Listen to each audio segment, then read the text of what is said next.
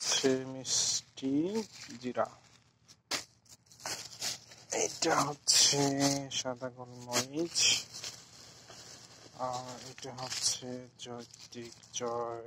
জয়ফল, এটা হচ্ছে কালো এলাচ, আর এটা হচ্ছে কি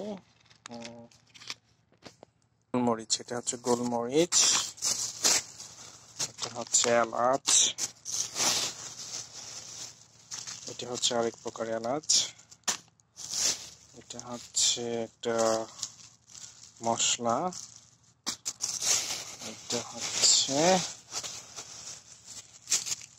এটা হচ্ছে দামি একটা বস, যেখানে একটা দিয়ে আপনার 1 কেজি গোস্ত রান্না করা যায়।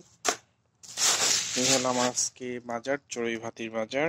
চড়ুইভাতির বাজারে আমার অনেক কেনা হয়ে গেছে, আজকে অনেক কিছু কিনেছি।